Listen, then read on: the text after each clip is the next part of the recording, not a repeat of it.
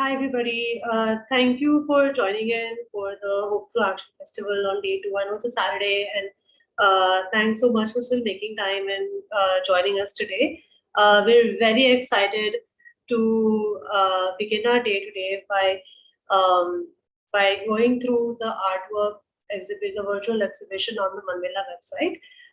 In case if you weren't here yesterday, the Mela team worked with 15 amazing young artists who shared their artwork with us on the theme of hope through action, and and you can check out the virtual exhibition on manmela.in/festival, and you'll get to see um, amazing artwork done by 15 young artists. We had a chance to speak to 10 of them yesterday, and today we're going to speak to five of them here today. Today we have among us Simran, Tina, Vaibhavi, and Lakshmi with us today. May I please request you all to turn on your videos so we can continue. So thanks so much for joining us today. We're very happy to have you. And thanks so much for sharing your artwork with us and sharing how the theme of Hope Through Action relates with your uh, relates with your relates with your artwork, and we're very excited to have you here.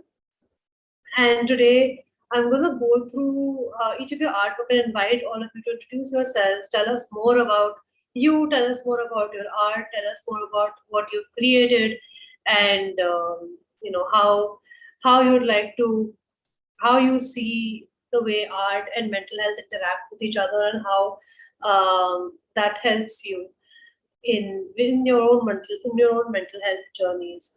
So I'd like to begin first with Simran Srivastava. Would you please tell us more about yourself, introduce yourself, and tell us more about your artwork, what you've created, and what was the process like for you?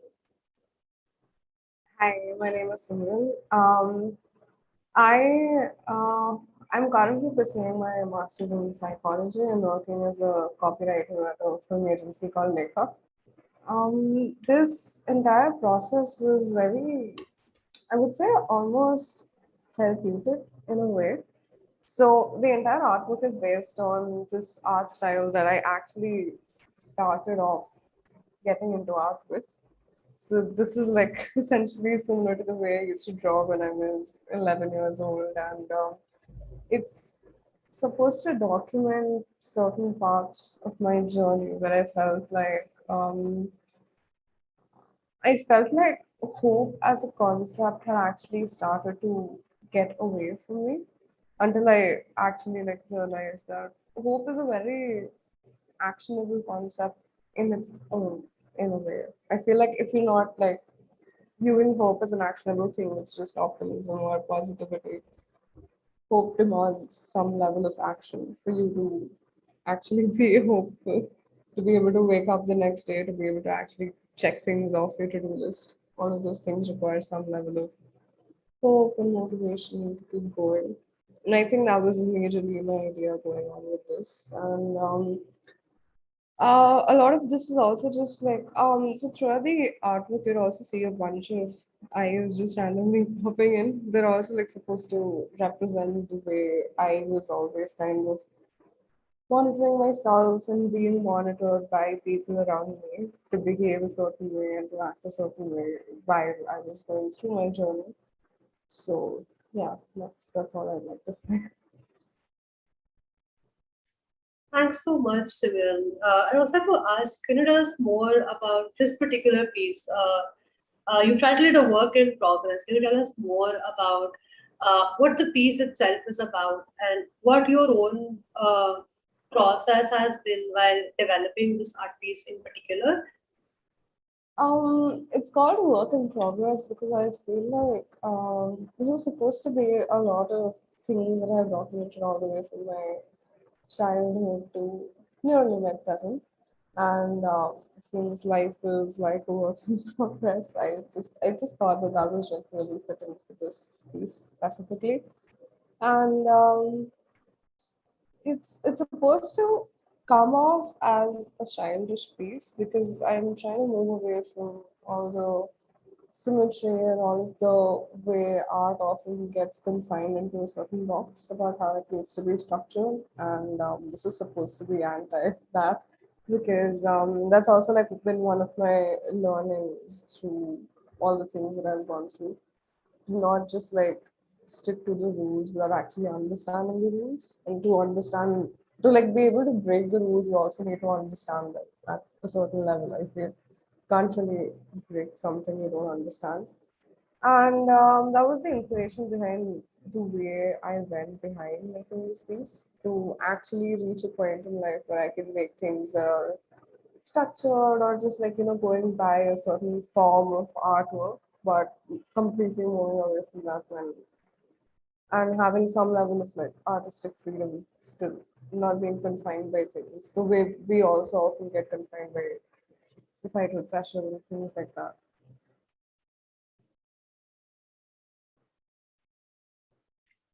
And thanks so much for sharing. You bring up a very important point about you know about your piece itself, like it being everything that um, art isn't supposed to be confined. And I think that's really interesting, and that's really a very creative approach to take in terms of how you're not putting the work in the box. Much more like how you'd like to also, if you'd like to also expand a little bit more on how like it relates to mental health as well, and just the whole process of like how developing a piece and in a way perhaps even going through whatever you've written about, you've drawn about, you've worked on, going through that again while in the process of creating art and then finally finishing the piece.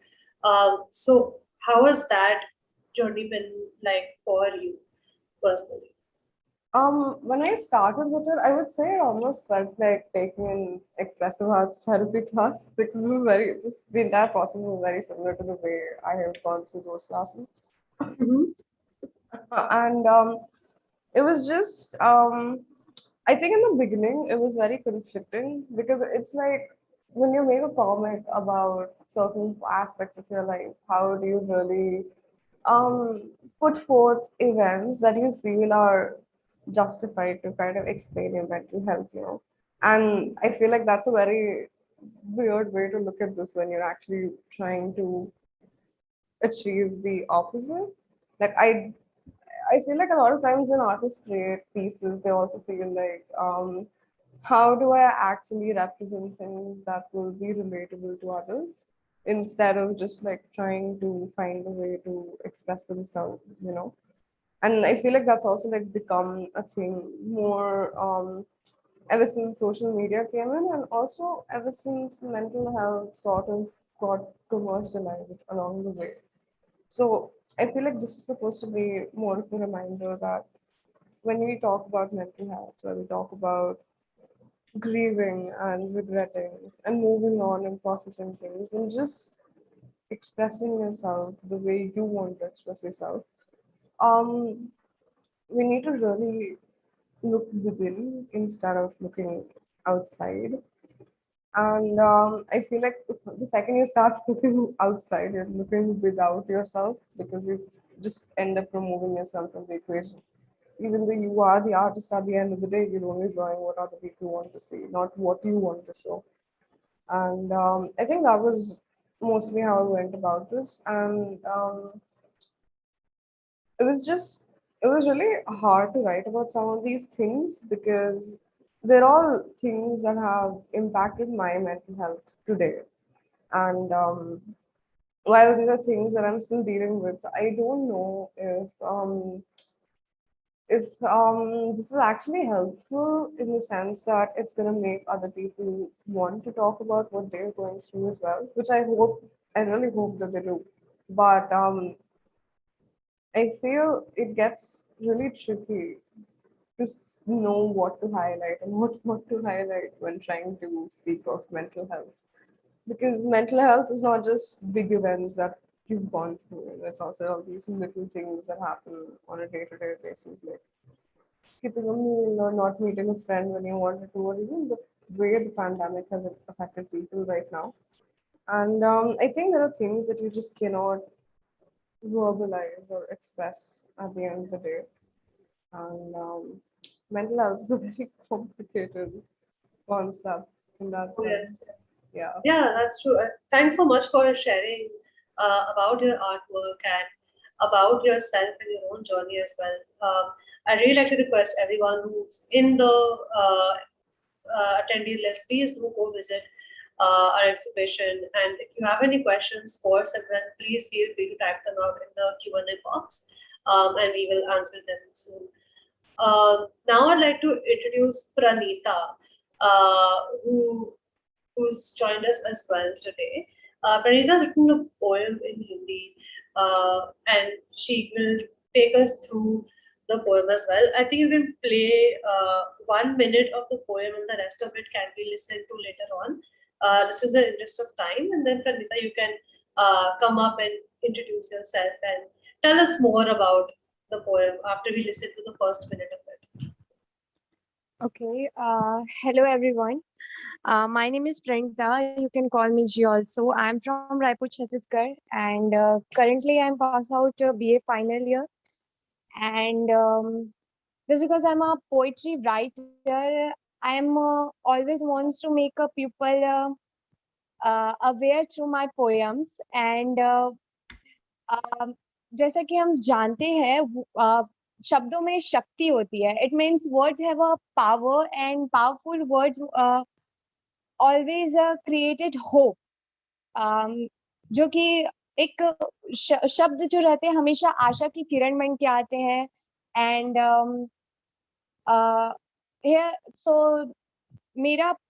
मेरी poem इसी base पर है कि मैं लोगों के अंदर आशा जगा सकूं.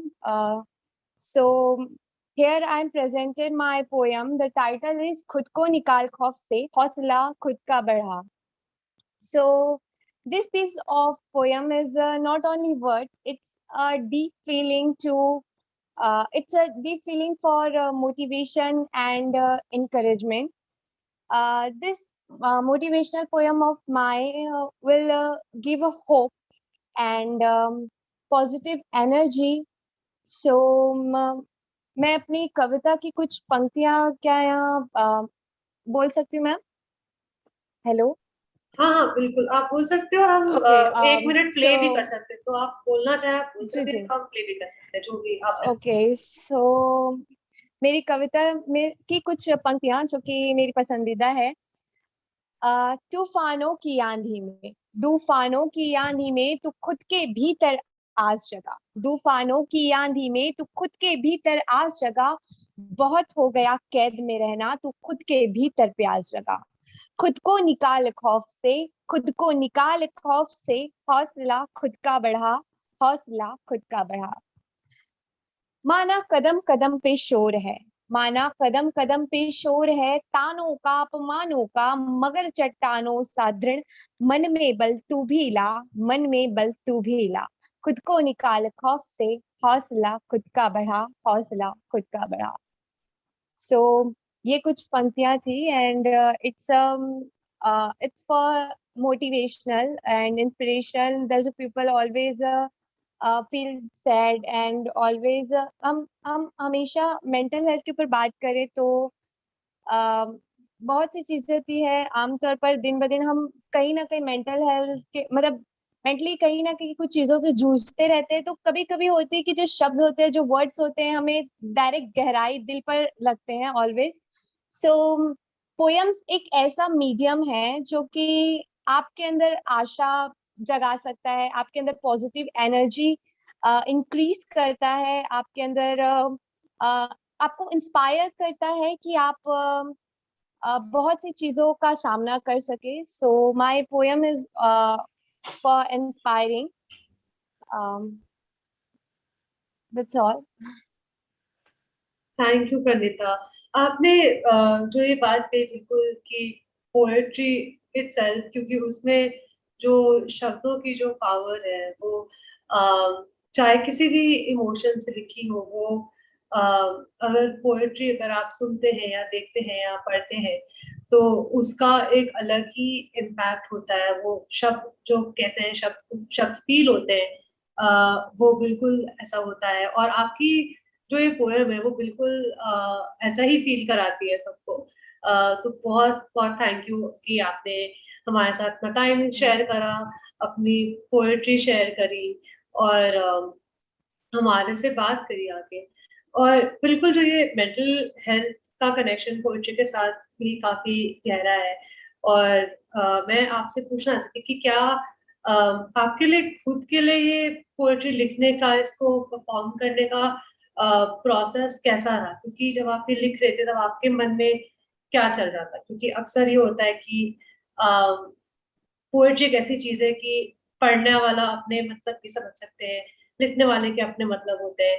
तो पोएट्री एक ऐसी चीज है जिसको आप अलग अलग मतलब कुछ भी जो आपको समझ आता है उसके लिए हो सकता है। तो आपके लिए ये कविता लिखने के लिए क्या प्रोसेस था, या आपको क्या फील हो रहा था ये लिखते हुए?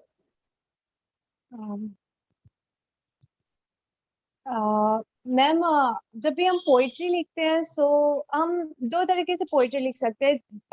एक तब जब हम खुद वो चीज फील कर, जो हमारे साथ खुद हुआ रहता है, एंड सेकेंडली तब होता है कि जब हम अपने आसपास की चीजों को ऑब्जर्व करते हैं एंड तब हम पोइट्री राइट करते हैं। सो बेसिकली मैं, ये मेरे साथ तो कभी नहीं हुआ, लेकिन मैंने अपने आसपास की चीजों को ऑब्जर्व की है। एंड हम हमेशा देखते हैं अपने आसपास, अपने पेरेंट्स को ही देखते हैं कि वो दिन ब दिन अपने काम में इतने उलझे रहते हैं एंड बहुत सी चीजें होती है जिसकी वजह से हम मेंटली प्रेशर में आते हैं। मेंटली बहुत सारी चीजें होती है जिसकी वजह से कोई पर्सन डिप्रेस होता है। तो ये सारी चीजें को जब हम एब्जॉर्ब करते हैं, देखते हैं, तो कहीं ना कहीं हमें भी वो फील होता है कि अगर ऐसा हो, अगर हमें इस चीज से किसी को डिप्रेशन से निकालना है तो हम क्या करें। तो फिर वो अपने आप एक वर्ड्स लिखने लग फिर अपने आप हमारे जो कलम है, जो फिर जो पेन है, वो अपने आप चलने लग जाती है एंड हम लिखने लग जाते हैं। सो इसी को ऑब्जर्व करके हम कुछ ऐसा भी लिख सकते हैं, कुछ जो कि दर्शाता है लोगों की भावनाओं को, जो कि दर्शाता है कि वो किस तरह से जूझ रहे हैं, मेंटल प्रेशर, किस तरह से वो डिप्रेस है। इसलिए कभी कभी आप कुछ राइटर्स को देखेंगे तो वो हमेशा कुछ हमेशा गहराई जैसी बातें लिखते हैं, दुख भरी कुछ बातें लिखते हैं। लेकिन कोशिश करनी चाहिए कि अगर हम एब्जॉर्व करें कि आसपास नेगेटिविटी है तो हम उसे अपने कलम में पॉजिटिविटी अपने कलम में भरे और उस नेगेटिविटी को दूर करें। सो हम मैं कोशिश करती हूँ कि मैं अपनी कलम में पॉजिटिविटी भरूं, लोगों को मोटिवेट करूं ताकि वो अपनी नेगेटिविटी को दूर कर सके, लोगों को मोटिवेट करूं कि वो अपने मेंटल हेल्थ को सुधार सके। सो ऑब्वियसली मैं एब्जॉर्व करके ज्यादा लिखती हूँ। सो ये जो जर्नी रही है मेरी होप थ्रू एक्शन फेस्टिवल से जुड़कर, ये बहुत ही अमेजिंग रही है। मैंने बहुत कुछ सीखा है, बहुत कुछ जाना है मेंटल हेल्थ के ऊपर। मैंने स्टडी भी करने की भी कोशिश की है, आप लोगों के वेबसाइट से मैंने बहुत कुछ सीखा है। एंड आई ऑलवेज मैंने हमेशा जो किया है, मोटिवेशनल पोयम ज्यादा मैं लिखती हूँ। सो मैंने हमेशा कोशिश की है कि मैं लोगों को अच्छी चीजें, पॉजिटिविटी पहुंचा सकूं। So thank you so much Man Mela hope through action festival organise करने के लिए, जिससे मैं जुड़ी। Thank you so much ma'am. Thank you Praneeta, अपनी पोएम शेयर करने के लिए और हमारे साथ जुड़ने के लिए। Thank you so much. आप सभी लोग प्रणीता की जो कविता है उसको आप manmela.in/festival पे जाके आप देख सकते हैं, सुन सकते हैं और प्रणीता के शब्दों को बिल्कुल गहराई से समझ सकते हैं। Thank you Praneeta. Thank you. आगे मैं बुलाना चाहूंगी Tina, if you'd like to come and introduce yourself, tell us more about you, the artwork that you've drawn, and what your journey was like while preparing this piece. Thank you so much. So my name is Tina. So I'm 22. I'm based in Chennai. So I'm a psychologist. So my artwork mainly comprised of two of the concepts that I do believe in quite a bit. So the first concept would be the concept of the universe. So something that I do believe in and something I do talk about a lot is how we're all masters of our own universe and how we create and sculpt them by ourselves. So, for example, right now, me sharing my artwork with you is me sharing a part of my universe with all of the people watching this webinar, or the ones who watching this anywhere else, or even the ones who maybe watched this or went to the website and checked it out. So that is my concept of the universe. So we're all our own amalgamation. We carve it by ourselves, and then we introduce and we let other people explore our universe through us. So this is you exploring my universe, is me sharing a part of who I am. So that is the first concept that I did bring in. And the second concept that I brought in was from my professional point of view. So I did mention that I was a psychologist. And one of the most common misconceptions that people have towards a therapist or a psychologist is that we have the answers to every single issue that you as a client or maybe you as a being would go through. But that is actually not true. The answers to whatever issues or problems that we are facing, they do lie in between, inside us, and they come from within us. So the therapist is merely just this catalyst, or maybe the therapist is just someone who facilitates you and helps you find that answer by yourself. It's like unraveling this yarn ball that's all messed up and trying to make sense out of it and arranging them as you want it to be arranged. So you carve it. So the muse here shown is actually my best friend. I think she's here right now. So shout out to Anushka for agreeing to let me draw her face. Thank you, Anu. And I'm trying to show that there's a girl and she's holding her own universe in her hand. And I've chosen the colors in specific to colors that I relate to, maybe happiness or sadness. So the bright shades such as yellow, orange, red, they sort of represent hope, joy, peace, well-being to me. And maybe the darker shades such as blue and green, maybe like a mauve shade, would represent bleakness, something that I would generally associate with being down. So as this person, as this girl decides to work on herself, work and make a change in her own universe, light takes over the darkness, light spreads everywhere, and hope spreads through. So this hope through action, hope and action are derived from ourselves, and we make our own universe. So we go out there, we make the change that we want to see, and we work through it. And thank you.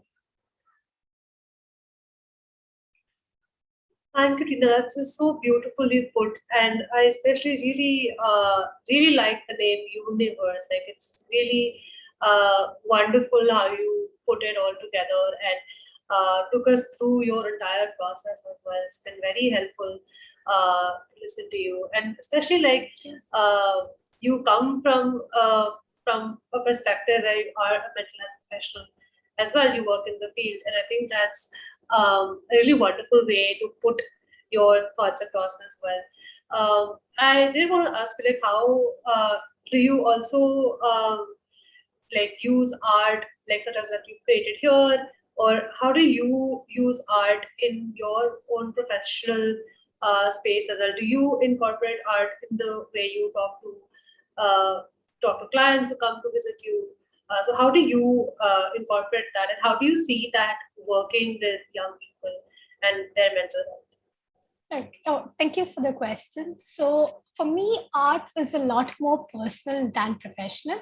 I use it mostly as my own catharsis more than anything else. So I think I got into drawing portraits only when lockdown started. Yeah, that was actually during the first lockdown that I got seriously into drawing portraits. Until then, I was very restricted with what I put across as art too. I was very plagued by the fear of judgment. I still am to an extent. Like when I was working on this piece and when I got the acceptance to present at this festival, I was so scared. I think I only told my family and like two friends of mine, like, hey, I got this opportunity. And until 2 days ago, it was like super scary for me to put it out there at all.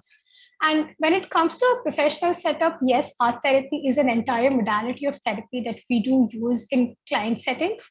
I did work on art therapy a little bit, like try to take a few classes, see if I could incorporate that into my practice, and I'm slowly working on it. So that is one way. And I do see that clients relate better when you talk through a modality that connects to them. So a lot of people might connect through art. Some people connect through music. Some people connect through writing, like Simran put across. So I think it's a very subjective perspective when it comes to that. And as for the other thing, even with children, art is proven to be something that helps a lot when they're trying to express themselves, because sometimes we just are not equipped with enough words or enough language, or maybe our thoughts aren't coherent enough for us to form them into a comprehensive sentence. But at the same time, art is something that you can just put across, that it's something that you can express yourself however you want. Like Simran mentioned, there's no limits to what it's supposed to be like. It's just a process, and it's just a view of who you are. So I guess that would be my answer to that question. Thank you so much, Sheena. I think that's really wonderfully put, and it really highlights the actual subjectivity of art itself, and how different people respond to different forms of art, whether it's in a receptive manner or whether it's in a creative manner. So I think that's really well put, and thank you so much for being part of the Hope Through Action Festival, and especially sharing your wonderful artwork. And we're really excited to see more in the future. Everyone can again just go to the website and visit the exhibition. You can take a look at everybody's artwork here. And like all of these artists have put in so much effort and so much of their own personal journeys into the exhibition itself. And that just is really heartwarming for someone who works in this field as well. Thank you so much, Tina. I now like to invite Vaibhavi, if you could also just come on, introduce yourself. Tell us more about your art. Tell us more about your journey and what your art symbolizes here. Hi, hello everyone. Thank you for having me here, and thank you to everyone who has already spoken. This has been already a wonderful experience. I would like to, my name is Vaibhavi, and I currently work in the development sector. It's a corporate job, but art is kind of what keeps me sane. It's like a visual diary for me. And this piece that I have presented here is, I think, a little bit about the transformational power of just asking for help, and kind of like a rebellious act against our own self-doubt, or often the negative spiral that our thoughts go in, and taking it one day at a time. And I personally feel like when I take it one day at a time, I'm like, if I just get through this day, I feel like I did this, tomorrow will probably be better than this. And there's this constant hope that is being generated that if I've gotten till this point, tomorrow I can maybe do a little better, or at least that no matter what happens, even if it's not such a great day, I still got through it. And then that action kind of keeps replicating, adding on, and kind of providing an internal strength, a confidence to keep tackling life, and to also slow down and enjoy it when it's good. And of course, I know for myself and for a lot of other people, it's not easy to do it all on your own. And in those cases, we have friends and family and so many kind people who are willing to offer help. And something that was hard for me initially was accepting that help, but understanding that we all need a support system. We're all social animals who need a human connection to be able to not only survive but thrive. I think yeah, and that support could be shown in a lot of ways, whether it's just having coffee with your friends, or going out every evening to sit on a rock to watch the sunset. I don't know, I would always come back with the feeling that that was so beautiful. If a day is ending, if something bad is happening, if I'm facing a loss in life, uh, those moments that we would sit there just feeling the breeze, looking at the sunset, listening to the birds would make me feel that, tomorrow is going to be a beautiful day.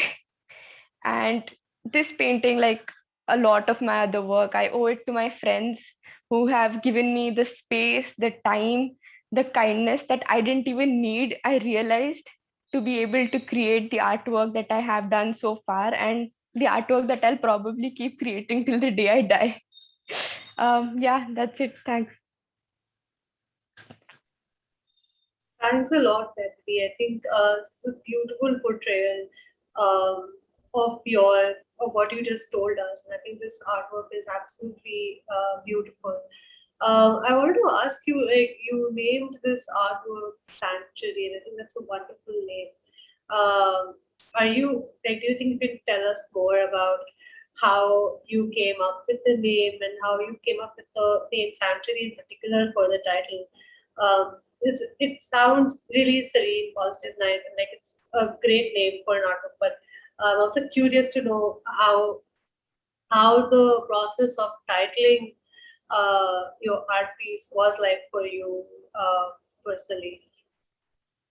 Like I've mentioned that this used to be kind of a ritual for us when any one of us was having a tough day or feeling like life was bringing us down. We just walk to this stone, take a little hike in the evening, and something that I learned in therapy at that time was just to close my eyes and breathe and feel the air around me or going in my lungs and coming out of my lungs, and being very aware of the fact that I am alive and that I am well, and uh, the fact that I have people around me who I can share this beautiful moment with. And even now, I've named it Sanctuary because even now, when the context has changed, I'm living in a different place. I'm not with my friends anymore. Like, I don't have that physical presence anymore. Sometimes I'll still go out in the evening, sit under a tree, and just breathe deeply and go back to this moment, like a happy place in my memories. And I feel very protected from everything else that's happening in the world. Thank you so much for sharing that experience, and even more so, just beautifully putting that out through your art as well. Thanks a lot, Debbie. I'd like to reiterate it in case anyone has any questions regarding anyone's artwork. Please do feel free to use the Q&A box to type out the questions, and the panel will be really happy to answer any questions or any comments you'd like to share. Lastly, I'd like to invite Lakshmi to please tell us more about yourself, tell us more about your own journey with art and mental health, and how you see the two of them come together.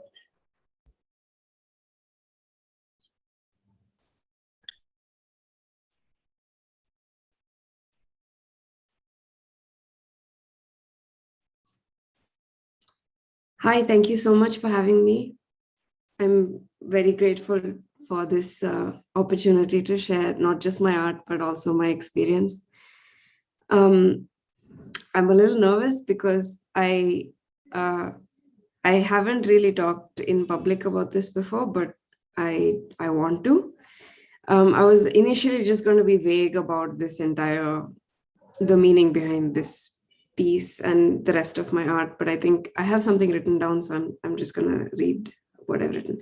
Before I start, I just want to say that this is just my experience, and it shouldn't deter anybody else from, I mean, my experience is an outlier, and I don't want this to either trigger anybody or to create some kind of a bias in anybody's mind. So I'm just here to share. I was diagnosed a few years back with recurrent depressive disorder. At the time of my diagnosis, I was, ironically, very happy. Everything in my life was exactly how I wanted it to be, and I wouldn't have changed a thing. And I knew that at the time, and yet I felt extremely empty inside. Life got harder after the diagnosis, but it least I understood what was going on. After I started medication and treatment, even though the mental aspect of the depression was gone, I had chronic pain and chronic fatigue for many months, and nobody really understood nobody could explain to me properly what was going on, and I couldn't understand. But it took a lot of time for me to recover, both mentally and physically. And for me, both of those things were tied together very strongly. During the lockdown, I got this was after I graduated, so I got time to do art, which is what I have always loved doing. And I used art as a way to not just document my recovery and my state, my physical state, my mental state, but also somehow the art became a medium for me to reflect and understand. And somehow my mental health and my physical health was affected by the art that I made, because I make self-portraits of myself, just like this one. This one is also a self-portrait. So when I look at what I see myself as, the image of myself changes, and so it does affect my mental health a lot, more often than not positively. This was the first time that I got to make a piece just about my process of recovery. And that's the piece is trying to talk. I mean, I'm trying to talk about how recovery depends on you, yes, but also your surroundings, your circumstance, your environment, which can constantly change. People say that recovery is not linear. It's not like one day you're sick and then the next day you're better and the third day you're fine. Recovery takes unexpected turns. The ground on which you stand can turn or break entirely. Your circumstances can completely change, and you don't have a choice but to adapt. So one thing I learned in my own recovery was that my feelings are extremely important and I need to respond to them with care. But at the same time, I must be aware of the situation I am in. Sometimes I could change my situation, and sometimes I just had to accept it. Sometimes it felt like life was doing everything it could to stop me from recovering, and often I drowned myself in that self-pity. But as time passes, recovery does happen. It may not always be an upward slope, and you have to take the downward turns with a pinch of salt and tell yourself that this is just temporary. You are getting better. So this piece is exactly how I felt while recovering. It was like learning to balance on a slope. It's not fair and it's not easy, but you don't have a choice but to do it. And now that I look back, I know that I've grown a lot. And I think the best thing that has come out of this is that it took me a long time to figure out how to go about getting help, or how to even recognize certain problems that I had. But now that I've gone through it, I know how to recognize it. And inadvertently, I've realized that I have shown other people a way forward, other people who face the same situation. When I was in college, I wish I had seniors who would have helped me out, but I'm glad I am the senior that I always wanted. Yeah, thank you. Thank you, Lakshmi, for sharing that very deeply personal insight with us, and really thankful that you agreed to share your artwork and share your own personal journey, not only your art but also how about your own mental health as well. I think that's really nice, and thank you so much for doing that. I especially like the title of your piece, which is Balance in an Unbalanced World, which really acknowledges the kind of unbalances within our own world and within the structures that we interact with as people. I also really like how you written like hear the inside, hear the outside, but listen to the inside. I think that's it's a really, that's really good advice. I would, I would think. I think that's really wonderful that you were able to put all of this together and share very deeply with us. And this really does bring like a very strong message for hope through action as well. Thank you so much for sharing that. Thank you so much for everyone, all of you who've come on board, shared your piece with us, shared your work with us, and in a way shared a part of yourselves with us as well. Thanks so much, everyone. I'm really happy to have had the chance to work with all of you. I would really like to request the attendees, if they have any questions, please to put them in the Q&A box. I do see we have 2 questions here, and I'm going to just take a look at that. So Madhuri Roy, who's connecting from Kolkata as an independent researcher in child psychology and mental health, wants to ask that they wish to learn if there is any common platform where everyone engaging with art as a form of self-expression can come together. So I think they're asking about if there's a platform that exists where people who would want to engage with different art forms of self-expression can come together. So I think if any of you know of a platform as such that would you like to share.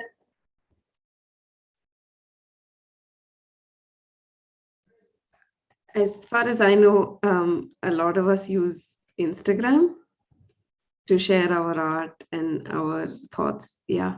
But I don't know if there's anything a little more specifically tailored towards just art. Yeah. Okay. The next question we have from the attendees is for Tina. Are there any therapy courses that you are aware of in India or Asian countries? Art therapy courses is what the anonymous attendee is asking. Okay, so there are courses. I believe Tata Institute of Social Sciences, the Kovalam branch in Chennai, does offer a course on art therapy for mental health practitioners. There are certain prerequisites to the course, though, such as having a master's degree in psychology and some working experience before you're eligible to enroll into the program. And as for, I believe there's another one in Pune. I'm not sure of the name of the institute, but I can look and get back to you if you could drop an email ID or something. There's a lot of programs in the United States of America. I'm sorry that does not come under the purview of Asian countries, but USA is one of the leading countries when it comes to mental health as a first world country. So maybe you could also look into University of Boston, I believe. They do have an art therapy program.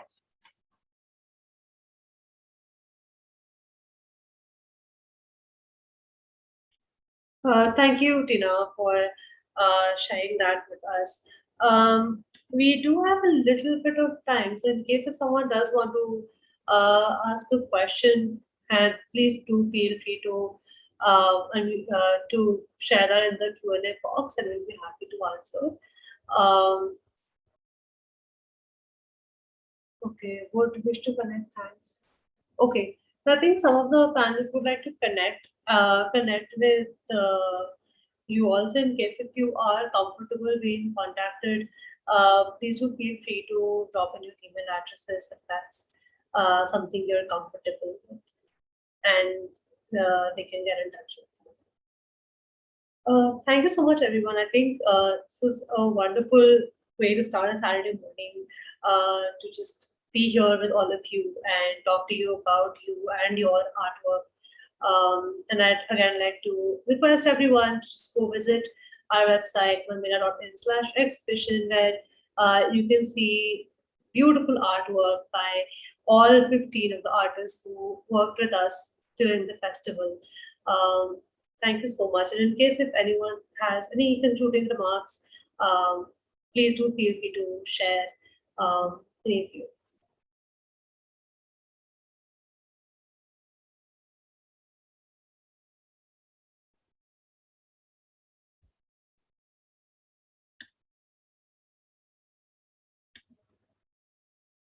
Okay, don't think we have any other questions or comments from our attendees.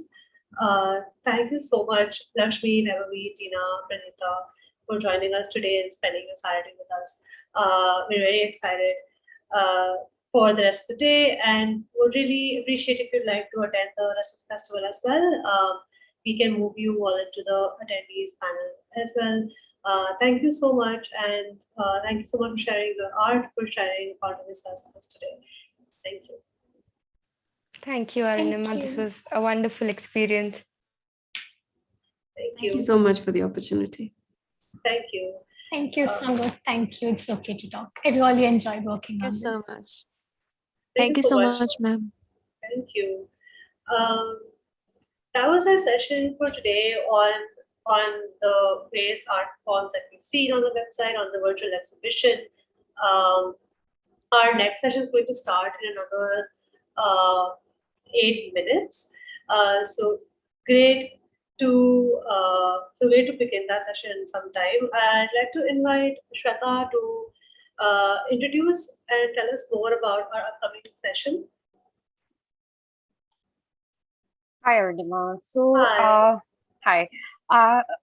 I don't see Namrata or Pavel have joined yet, so let's just wait for them to come on board. And once they're here, we can begin at 12. Yeah, definitely. So the next session is going to be a panel discussion between Namrata Katait, Pavel Sagalsam, and Vidushi Karnatic.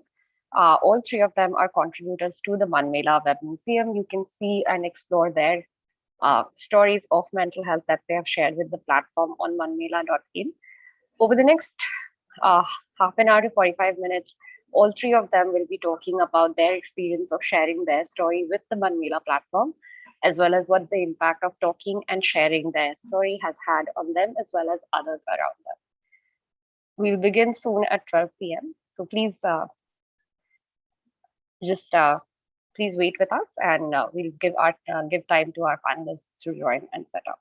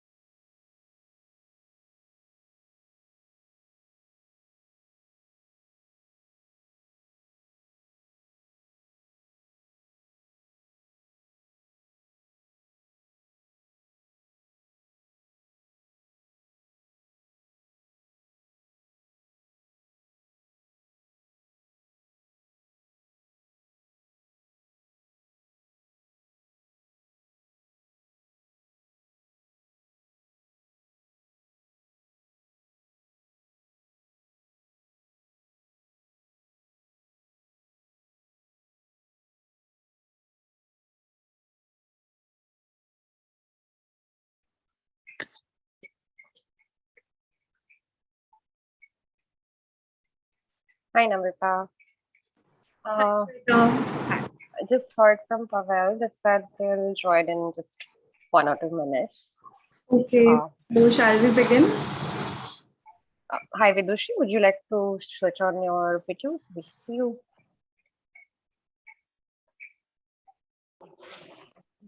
Hi, Vidushi. Hi, how are you? How are you? I'm doing well, thank you. So just going to check in with Pavel while they join us. In the meantime, thanks everyone for joining for this panel. I'll be handing this over to Namrata, who would be moderating this session. A little bit of background about Namrata. She's a professional editor and works in publishing. She loves to read and write. She has completed a master's in creative writing at the University of Westminster, London, and bachelor's in English at the Delhi University. Namrata shared her story with the Mela platform, talking about her experiences growing up in a household where and caring for her mother who lives with a mental illness. She's going to be talking to us and leading this session with Vidushi Karnatic and Pavel Sagorsam, who will be joining us in a few minutes.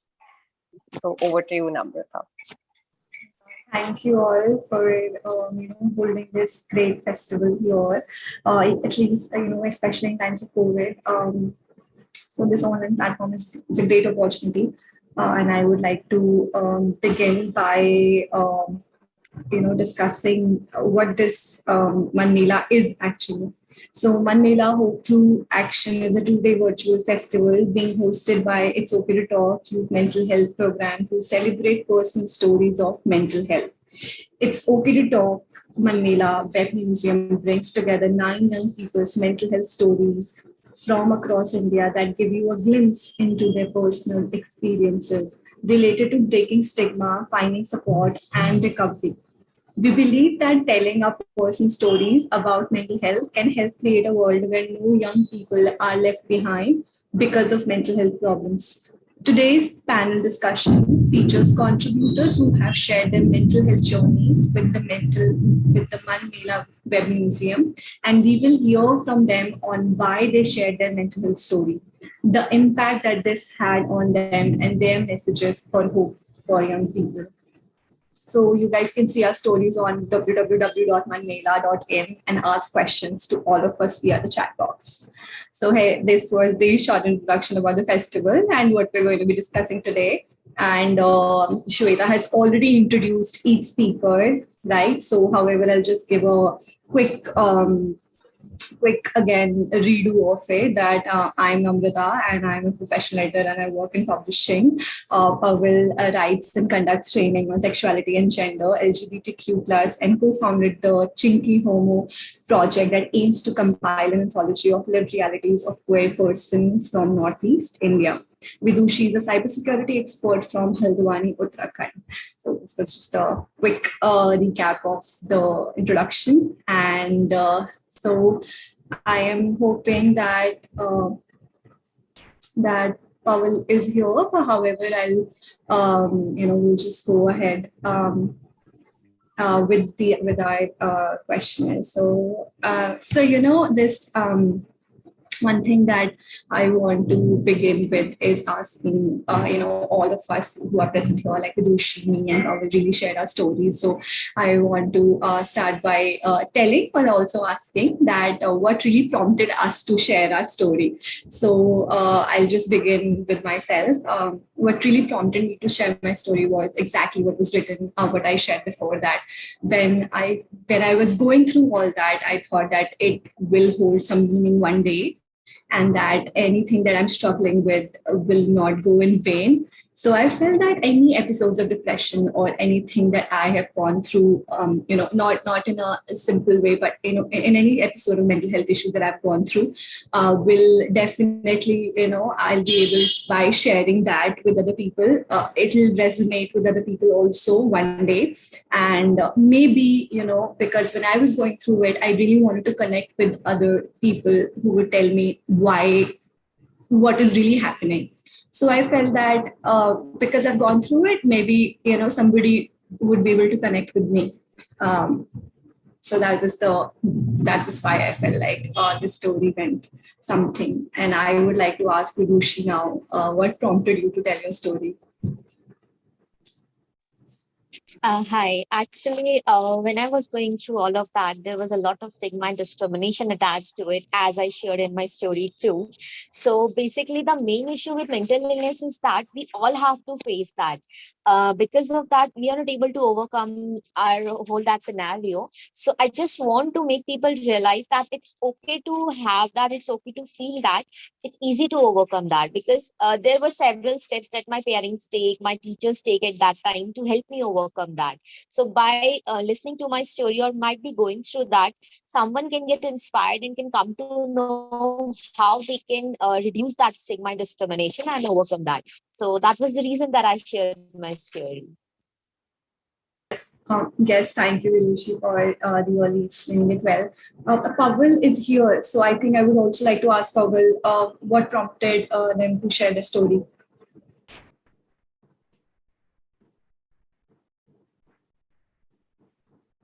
Pavel, I can't hear you. You're on mute. Yeah, can you hear me now? Yes. Yeah, the same as Vidushi is also shared, and you also shared Namrata, the same thing, I think. Going through it all by myself, and as you see, I'm a queer person, so it's sort of going, I mean, as when I was a child, when I was in my school, when I was in my college, there was a lot of thoughts, lots of anxiety, lots of fear, frustration, because of which I was facing a lot of isolation, and it was just too much to deal with it on my own. And at one point, like sharing about, just telling about one's vulnerabilities, one's troubles was not so cherished at a certain point of a time. And I guess that was one of the reason I didn't share about it, because you don't want to sort of present that side to people. You're always trying to present a very positive, strong side of you to the other people. But as in the recent past, when mental health has become such an important topic for everybody to sort of connect and also sort of look into people's struggles as well, that prompted me to share my story, because yeah, I just was just too tired of dealing with it through my own, and I wanted to share my story. I wanted to tell people my story so that they will understand what it is that goes in my head, what it is that goes behind what they see. They see me in panels, they see me among themselves in parties and gatherings, but what is it that I'm actually struggling through on my own? And I wanted to take people on board on that. Yeah. Yes, yes, thank you, Pavel. So as Pavel shared that sometimes it's tiring to deal with it alone, and sharing always help, right? So going to the next part is, how and why talking about mental health experiences, is so important, and how it was for me and for Vidushi and for Pavel. So for me, it was really important because I felt like if I will, because living for a really long time, not talking about it was not helping at all. And I felt like this was only increasing the stigma and only increasing my own agony. For personally, I felt like when I first shared it with somebody, it felt liberating. So I think this was also coming of age experience, like that kind of experience. So, I would like to ask Pavel first, like, why was it important to share your story? Huh. Or why it is important to share mental health experiences, just in general? I think first and foremost thing for people around me to know what are the struggles that I go through as a queer person, what are my anxieties, what are my inhibitions, like I may look a certain way, but there's also a lot of things behind what is visible to them. It was very important for me to share that. At the same time, I think myself as a queer activist, also a trans activist, and I also have come across a lot of different stories of various queer youth, at the same time various trans youth who themselves are struggling on their own, having no one to talk about. I mean, there are places and spaces where one can talk about it, but those spaces are not enough, as compared to the number of queer people and young people who are out there, queer, trans young people who are out there, and sharing. So I just wanted to sort of let them know that it's not just them; it's also me who go through it. So in that way, one can find some solidarity, and one also do not go through as being queer and the dysphoria and all of that. It's very isolating, and I think that also adds into the burden of the mental stress that one is going through. When you share it, you feel like you don't feel it's not just you, it's other people. There is a certain sense of owning up of your own self and and your own struggle. You feel less isolated, like you feel less lonely. That was also very important. And I think as a queer activist, it was also very important for me to let let the world know about the kind of struggle that a queer person goes through.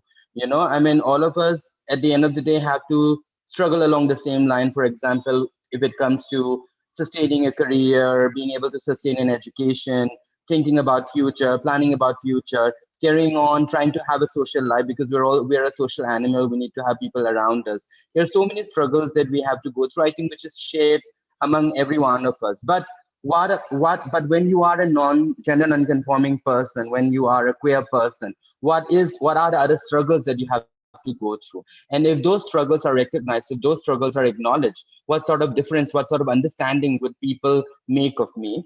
And sharing my story has incredibly made, really, like, even not just talking about, not just I'm not just talking about strangers who come to know about me through Mela and the stories that was published through Mela. It was really heart lifting when people reach out to me and they said, like, oh, it was, really heart touching to hear about your story, and thanks for sharing your story, and so many things I learned from it. It was really, like, it was a struggle before, and now when the struggle has been put out into a story, it become a learning experience for other people. That sort of put the positive light into the struggle that I've been doing. So apart from the everyday struggle, I'm able to look at it from a very different perspective, from a positive light. Second thing is also about my own friends and my family member who read that story. Some of them are reading the story for the first time, even though they have been really supportive of me in my own struggle. They haven't really heard those stories in that intimate way, where I am pouring out my inner struggle, my inner vulnerabilities in the most honest and raw form. For them to have gone through it, it's also increased. They came up to me and they were like, so sorry. I mean, we've been there, we've known you, you've been part of our intimate circles, but we didn't see this, we didn't know about this. So them getting to know about that story really help them understand me in a better sense, in a more in-depth way. It was also really, like, really, I think it's sort of like um, strengthened my bond and intimacy with them. And they also, the empathy and also the kind of support was more informed about the struggle that I'm going through. Not just a matter of, oh, we support you, whatever you're going through, not just giving a verbal support or support of their regard, but really understanding the process I'm going through. And I think it's also very, and as a queer person, I think it's very important to come out with all these stories and let the world know what is it that we go through, to let them into our struggles as well. Yes. That way we build a space of understanding and empathy for each other. Yeah. Yes, yes. Thank you for sharing this, Sangath.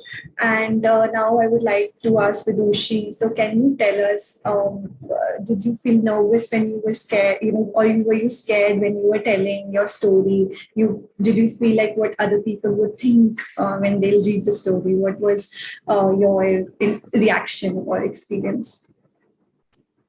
Well, actually, when I was about to share my story, I was a bit nervous at that time. And in fact, my parents were like, no, please don't share your story now. Whatever has happened, just let that go. Why are you just making everyone know now that again? And I make them understand that it's really important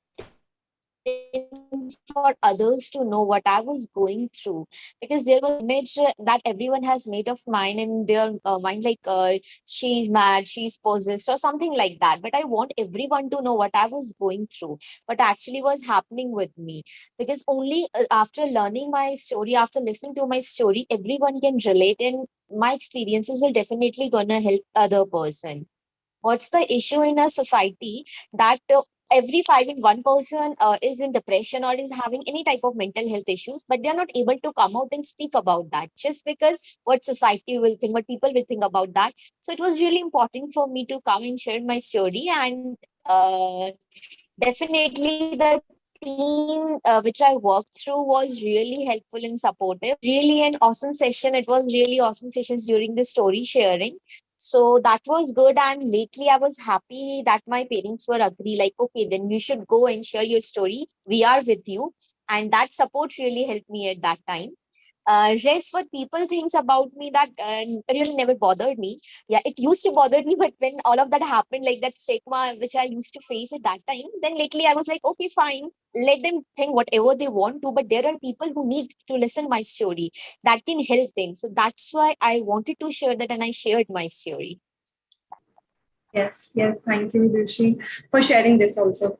And now I would just come back to Pavel and ask whether how what are your views on how gender and mental health are linked? How are they linked? Because you really work in this space. So coming from you, it's a valuable insight. So please tell us, because your story is exploring the intersections of identity and mental health, right? So, yes. Yeah, so I think gender is a space of comfort for all of us because it's through gender, our choice of gender, our choice of gender expression becomes very key and central to the way we express ourselves to the world, our desires, our thoughts, and the way we want to sort of express ourselves and also relate to the world. But also at the same time, it can be something that creates a lot of anxiety in you. For example, myself, I am a genderqueer person. So ever since I was a young person, I've always had this affinity to have an element of gender queerness on my, because I identify as a genderqueer person. I don't want to pass as a cis person. I want to have the genderqueer element in myself. And in my interaction with, even with my family members, with my peers, with my friends, that has always created a sense of discomfort, a sense of distancing between me and them. When I see, when I talk about my family and my siblings who are cisgendered, I've seen a certain proximity that is there, which is given among them.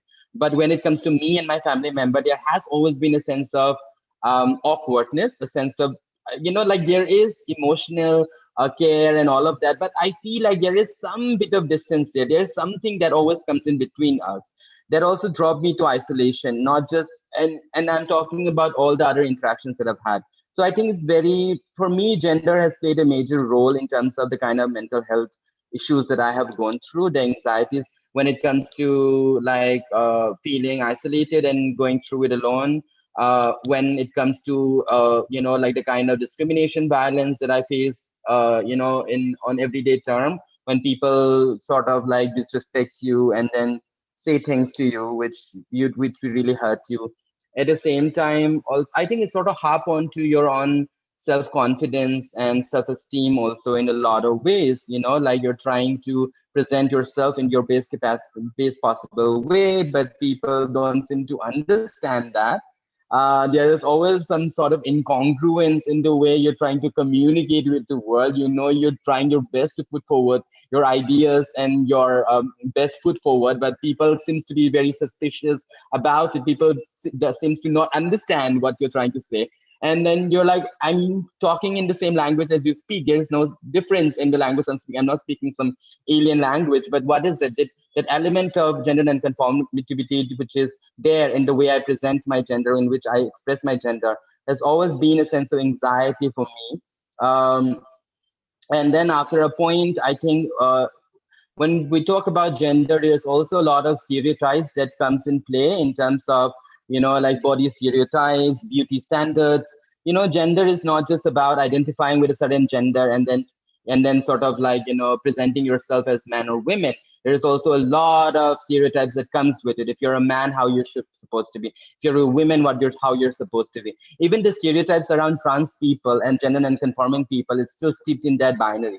So whether you are a trans enough or not, if you are a trans woman, then you're supposed to be like women like. But like it's been so dysphoria do comes in a lot. Dysphoria basically arise from this difficulty, from this inability by world to look at gender beyond the binary. And that's how, even though, I mean, as a trans person, people see us to be very strong minded and be able to express ourselves the way that we do. But there is also another side to it. Yes, I have come into that sense of empowerment whereby I'm able to express myself the way I want to. But this is not always a seat of power. This is not always a space which is very powerful. There's always a lot of suspicions. There's always a lot of backlash. There's always a lot of back talking that people do behind your back, or people question you whether you're trans enough or not. Or people always try to again fit you. If I say I'm a trans woman, or if I mean, if somebody says they're a trans man or a trans woman, they again try to fit you. They also try to compare you with the gender stereotypes of the binary that you sort of, a little bit inclined to. So that creates a lot of trauma, that creates a lot of discomfort in you. Dysphoria, as I experience, I would say that it's a matter about you not feeling whole with your body and soul. Your body is something else and your soul is something else, and they are always not together. And it's so difficult, actually. When you look at mirror by yourself, you're not able to see yourself, but you see somebody else. How do you deal with that situation, And when you're dealing with that situation, on the other hand, is all of this other struggle about, like the job that you're doing, the studies that you're able to do. Many trans people also say that, even I have also realized that maybe I was good in my studies, but I know for a fact that the gender incongruence that I exhibit had always come in there. Like, if when I'm in a class listening to a professor giving a lecture, I'm listening to it, I'm imbibing it. The moment somebody give me a glance which sort of gives me a little discomfort, I'm thrown back into my own mind.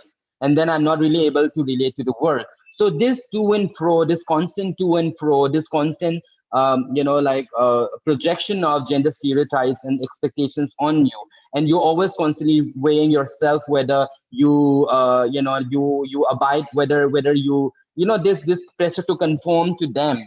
And then you go into that pressure about figuring out whether do you want to conform to them or not. All of this creates such a lot of mental hassles for you, and it creates such a lot of difficulties for you, and eventually it leads to doubting yourself. You may know you like I this is something that I also keep telling to people, that when I was young, when I was a little child, I knew myself much more than I do now. Maybe then I was not visibly gender non-conforming, but I knew my essence. What are my favorite? What are my choices? What appeals to me and what do not appeal to me? Now it's a little difficult. I mean, now it seems like the voices that people have projected onto me, the whatever that people have said onto me, has also placed in my head now. So it's very difficult to sort of like distinguish between what is my real essence and what is my real sense of self, and what did I imbibe in it. So I think gender is a space of comfort, but gender can be also a space of anxiety. Gender can be a very thing. For example, having come across feminist discourse, having becoming part of the feminist movement, becoming part of the queer movement, becoming part of the trans movement, and meeting a lot of women's right activists, queer right activists, trans right activists, has definitely made me strong, made me the person that I am, who is able to live the life that I want to live. But that apart, I think the kind of popular notions that revolves around gender, and the kind of the popular expectations on you vis-a-vis the gender you identify has always left a very have always created a sense of anxiety for you, whereby you might even feel not connected to yourself, where it might even make you doubt about who you are and what are your passions. So I think I think gender, it's really important to really gender does it does it seems to just, I think, for everybody, and it's not just about the trans people, even for cisgender people as well, gender seems to always, some most of the time, it comes in between your sense of self-determination, your sense of agency, your sense of your choice, and what other people would want you to do, the social expectations. And that's I think like that's a struggle that everybody goes through, and it's very important to deconstruct gender and also allow various gender expressions, and also to give agencies and determinations to a lot of people, because the point is, gender expectations always comes and put limitations in terms of what you are capable of and what you could go and achieve and accomplish. So that's what I would like to say. Yeah. Thank you. Thank you for sharing. Yes. So coming to Vidushi, I want to ask her that her story explores the stigma around mental illness and how tackling stigma can often be more difficult than the illness itself. So Vidushi, what are your views on reducing stigma, especially for young people? Well, that's true that having mental illness and overcoming that is not that difficult if you're having the right doctors and the right treatment. But what makes it difficult is the stigma and discrimination around you. Because after all, you have to live in this society only. You will have to come across the people around you at a point of time. And again, when they poke you about your mental illness, like they neglect you, uh, like you will gonna have that feeling like, yeah, I'm someone, like I'm having some issues on myself only. And when I was overcoming that, and when I overcome all of that, the difficult phase was that it really take a lot of time for me to uplift in my career, because it actually requires a lot of confidence in that. And I was like, sometimes I feel like I'm worthless, I'm just not able to do anything in my life. So that feeling is really very harmful for anyone around us. So what we can do, the first thing is that we can talk about it. The only solution, the best solution, and in fact I like the idea that it's okay to talk as represent, that we can talk about our mental health. When I just go through the website, I came to know that, yeah, if I can share my story, it can help others. So the first thing we can do is we can talk about our mental health. In fact, if you are finding that your child is sitting alone, not able to express his or her feelings. So it's really important for us. And even if we are finding our friend, let's just go to him, sit quietly for a few minutes, and just express your feelings. Just talk to him, ask him what happened, what is going through. That will really gonna help. Second thing is education. Basically, what happens? What I realized when I was a school student at that time. I was in 11th class. If my classmates and if the people around me are educated and they might be knowing what is mental illness, they might not bully me. They bullied me because they were not aware about what actually mental illness is. When I was having all those symptoms, I was having panic attacks in the classroom. They were like running away from me. They were not aware what I was actually going through. There is a lack of education. So I think it's really important to educate people about what actually mental illness is, why it happens, and why it is happening to all of us. There should be a subject included in schools also, or what we can do, we can arrange small seminars or anything in schools or colleges to make people aware of what actually it is. We can help them realize like if your friend is behaving in such a way, might be he's suffering from a mental illness. Like we can tell them how you can support him or her. That will really gonna help them. Third thing, I think we have to make people realize that physical and mental health both are really important for us.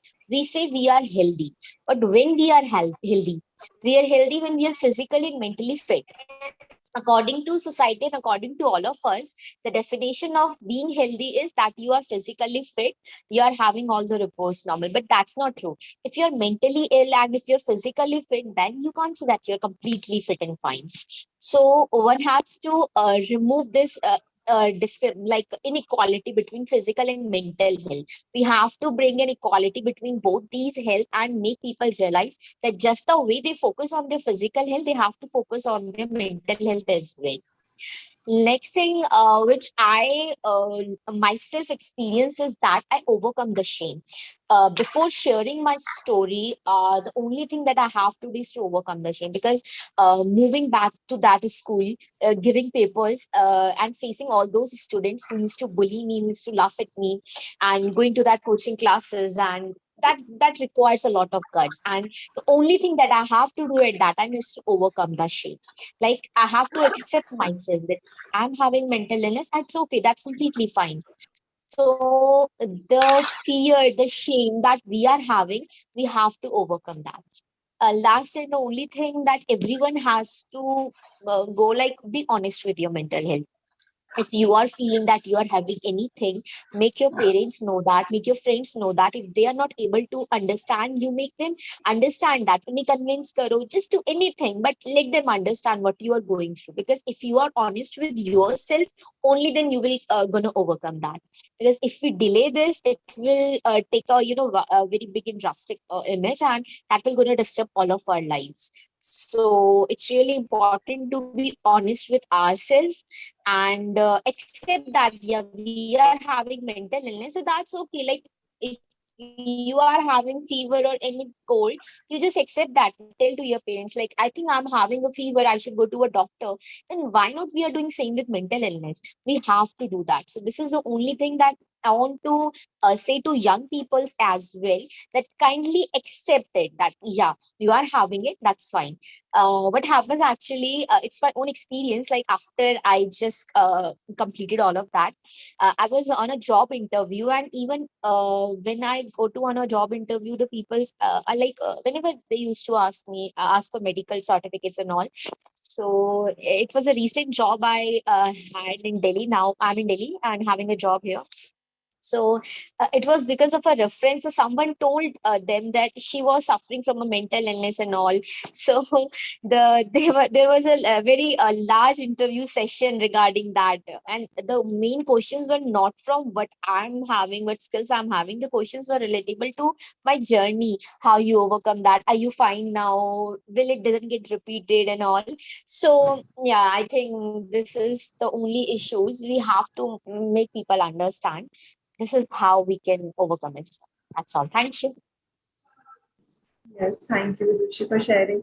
I saw a thread, among all three of us. One thread that I just recognized right now was that you also shared your experience in during your school time, and Pawan also shared their experience during school time, and I also have shared in the Mann Mela my experience in my school time when I did around like 11, 12, or maybe the younger time. So I felt like that this is a critical time for kids, especially when it comes to mental health.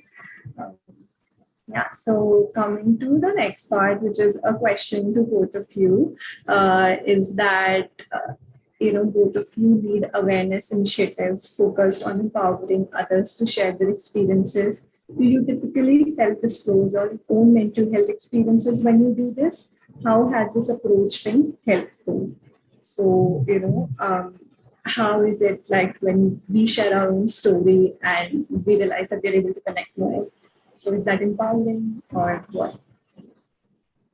So, any comment, please? Namrata, can you repeat the question again? Yeah. So the question is that how we lead you and Vidushi both lead awareness initiatives focused on empowering others to share their experiences, right? So how you both are empowering other people to share their experiences, like you both have done. So, and like how it is that the fact that self-disclosing our own mental health experiences when we do it, is this approach empowering? Like, do you disclose your mental health stories to people first? Okay. And how is this approach, this approach of sharing own stories first? Please cover. Yeah. Okay. Yeah. I think it is especially when we're dealing with a topic which is stigmatized and which is tabooed and which is also not something which is so popular. And when you say you have got mental health, the first response that comes from other person is that, are you mad? And being tagged mad is another trigger, is another trauma of going through mental health. I mean, personally, in my own experience as well, when I'm having, say, anxiety, when I'm having panic attack, my biggest fear is, am I going to go mad? If am I ever going to get a clarity about my decisions, my feelings and all? And so when that feeling is sort of reinforced by another person calling you, tagging you mad, that's another point of trigger. That's another level of trigger. So mental health, as I said, is right now there is a lot of work being done on mental health. It's one of the most popular, developmental concerns and personal concern as well. It is very much a feminist and very queer, because in mental health you talk about diversities. Also, you talk about like accepting people in their different like desires and fantasies and all of that. So it's a very popular topic nowadays. But even then, the what can I say, the public knowledge about it is still, we still need to push for it, like many people still doesn't know about it. For example, now I'm in Imphal. In Delhi, among the circles that I am, it is very much well known. Everybody understand when I say, "Oh, don't trigger me," or "I'm triggered." Everybody understand what it means. But I'm in Imphal right now, and if I say trigger, nobody understand what trigger means. Except for a bunch of like developmental activists and queer activists and feminist activists who I am professionally engaged with. But when I go and say this to the no, I mean, even among my friends, they don't understand what I'm talking about. So there is little public knowledge about it in various spaces. In cities, it's different, but when it comes to small towns, and again, when you go to the rural parts of India, people doesn't know about it.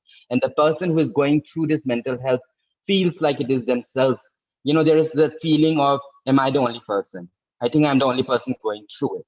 So, and when you approach them, and sometimes when you approach them as a researcher or a service provider, they also, there's another trigger of them feeling that, what if am I being considered as some sort of a victim? They also want to, I mean, very important to understand that you are a victim of social pressure and a lot of various social factors because of which you're going through mental health. It is not necessary, I mean, mental health distress is not because of the person, it's always because of environmental factors. There's a lot of play that environmental factors play in it. But like, so you really need to understand what sort of ways in which you've been impacted by the environment by which you're going through it, but also to really think of yourself as the victim could also be triggering for a lot of people. And sometimes when as a mental health, as a developmental practitioner, as an activist, when I approach somebody for mental health related project, there is a very big chance that the dichotomy, that sort of dynamics can be recreated. And so sometimes I feel that people are reluctant to share their stories. People are reluctant to take help. Most of the times they are like, no, I don't need help. Like that is their basic response. You see it happening in their life, even if it's like somebody from my own friend circle, and just when you see they're going through a lot of things and you just ask, like it's yes. So people tend to close up because it's a topic of taboo and stigma. People tend to close up. People tend to sort of push you away when they feel like you are trying to sort of get to know about what they're going through. In such a way, I think, as I said, then sometimes I think another approach that I do is basically share.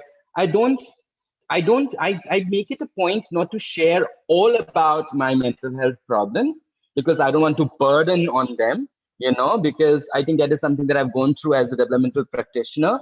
Whatever cases you deal with, they also become your own stress because you have to put yourself in their shoes. And when I'm reaching out to somebody for mental health services of their own, I am not going to put them through the sense of pressure. But giving a glimpse or letting them know that you yourself are a mental health survivor, that you know what it means to go through mental health issues, and that sort of helps build a certain empathetic relationship with the other person. And that also, in one hand, sort of leads to a successful, because most of these projects, most of this work rely upon, like, what can I say, um, rely upon cooperation, like with cooperation, will you be able to really understand what is needed, understand what is happening, and be able to bring in the intervention which is required, be able to guide it in the right path. So that helps in developing that cooperation, but also at the same time, I think it also provides a sense of comfort to one another, a way to connect with one another. I relate mental health with a lot of my queer activism that I have done. When you approach somebody, for queer related research and you say, I am a queer myself, that suddenly opens up a sense of like, a very different space altogether of trust, of empathy. But also, I think also poses a lot of responsibility on you because you yourself has gone through it. You're supposed, then it also poses a lot of responsibility on you, that why that you should be very aware and concerned about the ethicality, the ethos, and the kind of practice, the sensibilities that is it's upon you. But I think that really that is a challenge that I have to accept, and that makes it that makes me a better practitioner. So it also is it's a win-win situation for me and both the respondent as well. So yeah, I think it does, but at other times, I think it's a very tricky, risky situation. Certain times you have to know how much you share and what to share. You, as I said, you don't go overboard and just suddenly, you're trying to make that. When Mela approached me to share my stories, I loved what was the most important thing about it was how it focused around me. Finally, I've got a space where I can talk about myself. But if the person from who is coming there as a researcher start talking about themselves, then sometimes the other person will be like, well, is this research about you to find another year to share, or is it about me to share? So I think there is a very important balance one has to bring. But yes, sharing about what you have gone through, building up that sense of community, building that empathetic relationship between each other, building it does create and it does create a very enabling environment of developing the kind of trust that is needed, the cooperation that is needed.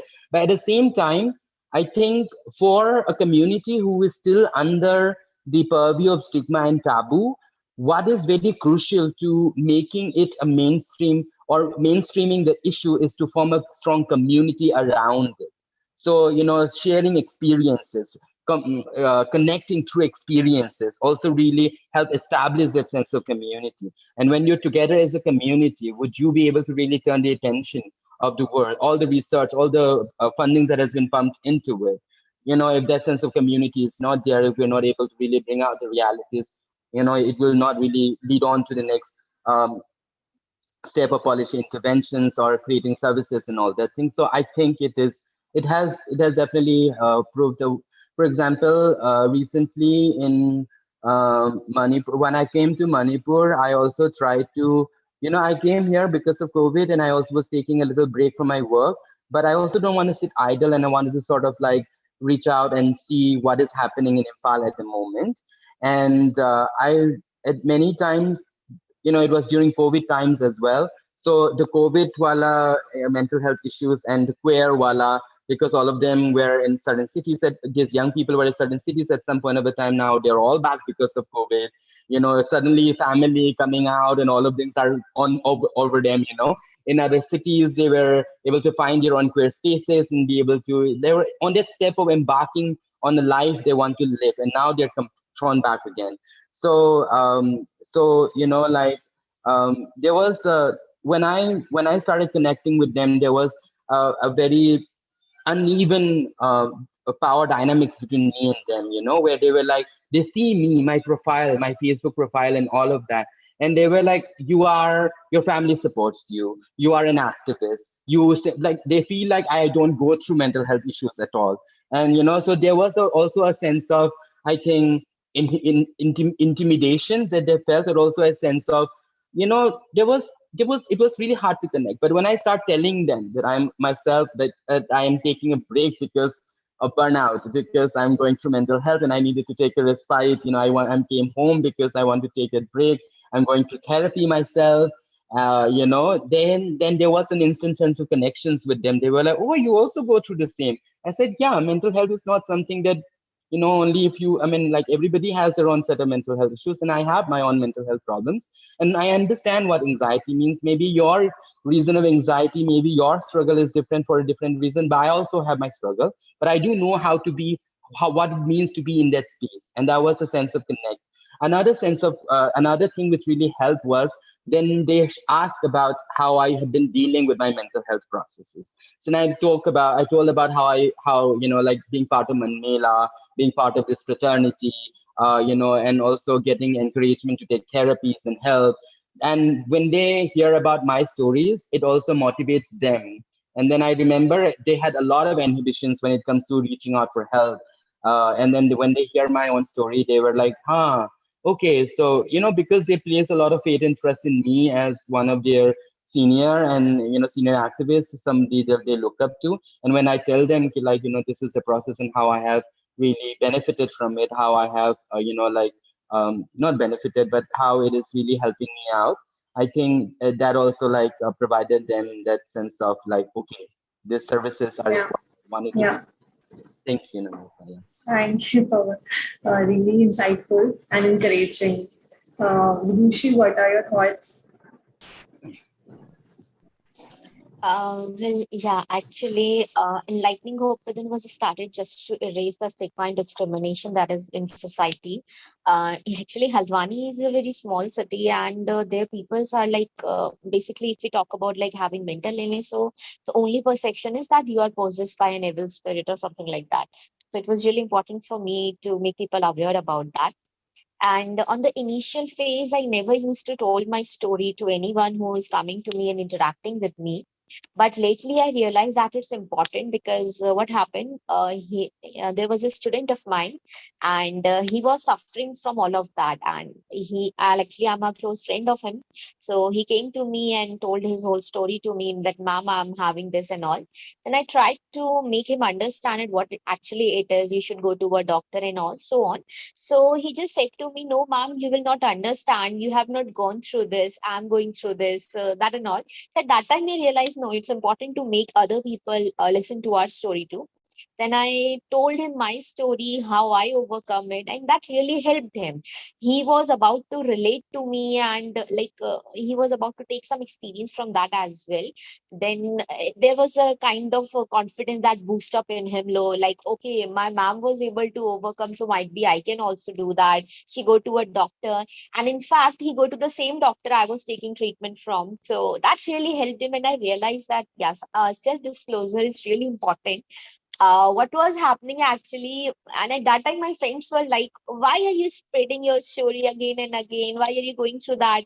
Like, talking about that will make you more depressed, and it seems like you are doing this for gaining sympathy and all." And like that was, so I was like, okay, fine, that's completely fine. But yeah, sometimes when it is required, we used to told the people coming to us about our story, how we overcome, like how our team members overcome, anyone. So it's really important to tell your story if it's required. But if it's not, so that's okay. And this approach is actually really helpful for others. First thing, as they are able to relate to us, and they can take some few experiences, and can take any help from that. So that's all. Yes, very. This was a very good experience that you shared. So thank you, Vidushi. So coming to the next part, which is we're coming to the end of the session. So quickly, I would ask you both that do you have any encouragement for someone who might be wondering if they should open up their mental health? Who should they talk to? Where to go? Where to get help? So any one of you who can take up, or both, if you want to take this up. We are short on time, so please quickly tell us anything you would want to tell the person. Where to go for help?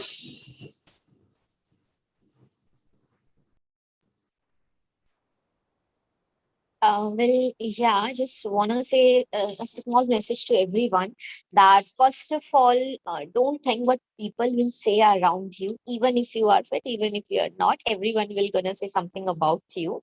They will make you feel like you are worthless and something like that. But having this mental illness is not a big deal.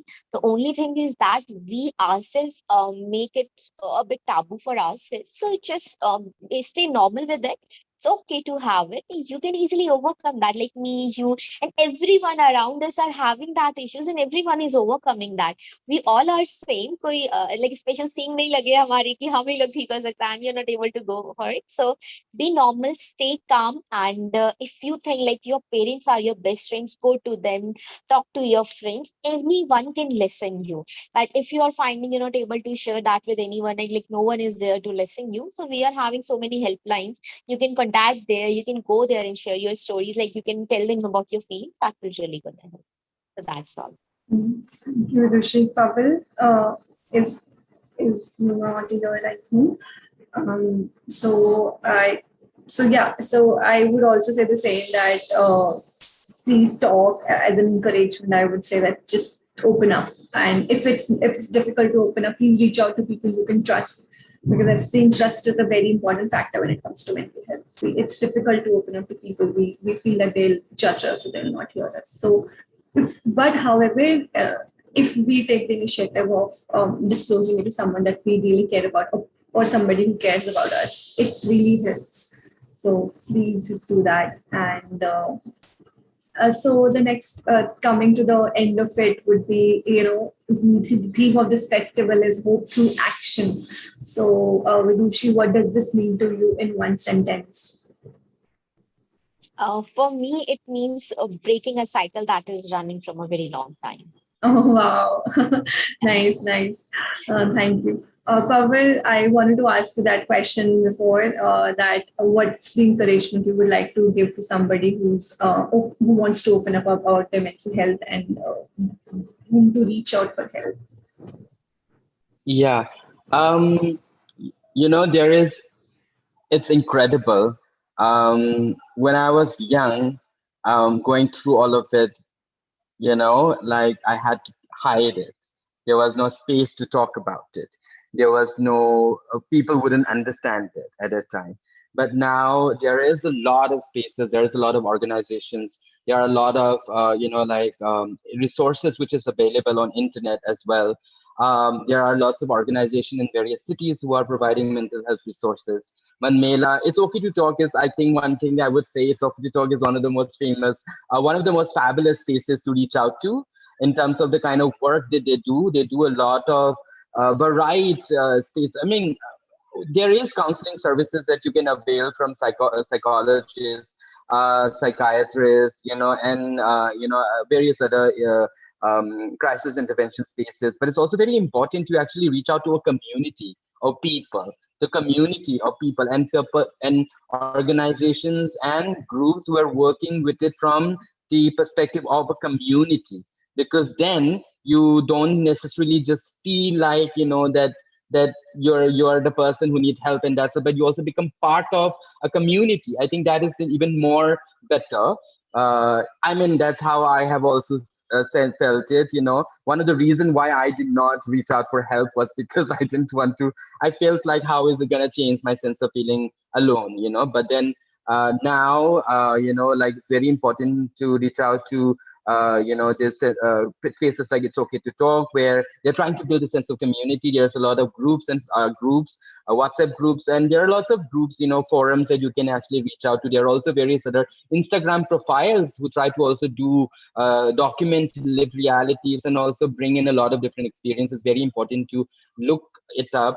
So go through it, read through what everybody is going through. That itself would also make you understand what you're going through. That sense of companionship, that sense of feeling of like doing away with the sense of isolation is very important.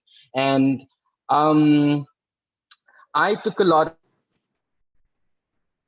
of time to open up. I took a lot of time to speak about it, and particularly when I was young. And I think that was something that if I had to change about my mental health, I would like to change that, because I know that the kind of help that I'm getting now, the kind of the kind of help I'm getting now, the kind of sense of community that I have now, if I had it then I know that it would not have really hampered, in because when you're youth is when you're trying to it's the building part of your life. That's when you build everything, your sense of community, your sense of passion, your sense of capabilities, be it the kind of career that you're pursuing, or be it following a certain passion. And you need to be in your best space at a time where your anxieties, your fears are not holding you back. And I didn't do it at that time. So if anybody wants to reach out to, about their mental health, please figure out the right space to do it. There's a lot of space to do it. There is so just go on. I mean, Pocket Internet is available, Instagram, Facebook, it's very available. Just search it, type it, Google, maybe type karo, all this, and a lot of it come. It's Okay to Talk is something you can definitely reach out to for the first thing. And also this organization can help you connect with various groups and people who are Right. close to you.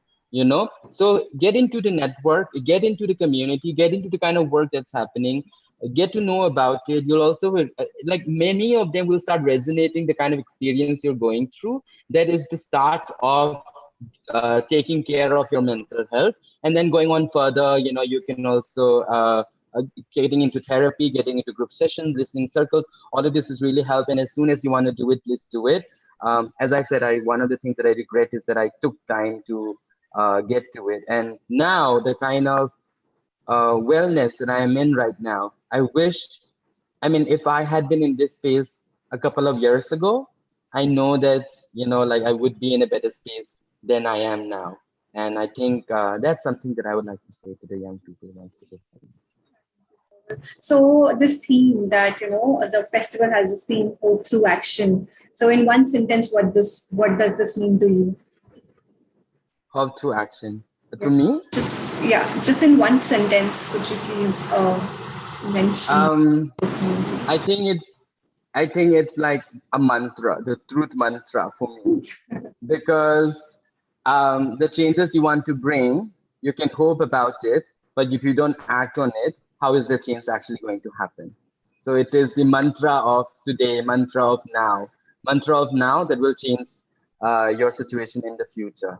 Yeah. Yeah, awesome. Vidushi also said something really awesome. So thank you, both of you. Exactly. Now, Shweta, I think we're on the, we've covered everything. So we are way here from the end. Hi. Hi. Thanks so much. That was really Thank you. great. Thank you for the inspiring comments from all of you. And I think what's really useful and stands out for me is the trust and hope that you all shared with the Mela project while you shared your story, and as well as you continue doing so. So that's really touching for me as at least someone who worked really closely with all of you to bring these stories forward. Thank you so much for spending your Saturday morning with us, sorry, almost afternoon now. Just wanted to check if anyone has any questions for Vidushi, Pavel, or Namrata. You could always just add that into the chat box or into the Q&A. We've shared links for all of their stories on the Mela platform into the chat as well. But in case you want to get in touch with any of them later, individually, you could always write to us, me, or Arunima, and we would connect you to the speakers themselves. Great. Thanks, Namrata. Thank you, Vidushi, and thanks so much. Thank Pavel. you all. Thank you so much. Bye. Okay. Bye. For all the attendees, there's a short poll that you would be flashing on your screen right now. Please do fill that in. Our next session is going to be at, sorry, so we have a little bit of break now. The next session will be scheduled at 2:30. You can join us back at that time, or you could just stay on this call. We would be around. If you have any questions before then, please do use the chat box to put that in. The next session at 2:30 is uh, more interactive and focused on how you can use expressive arts for managing your mental health day to day. This will be led by Rene and Tanvi, who are both expressive arts practitioners from the Youth for Mental Health group. And we will join you and see you back at 2:30. Thank you so much.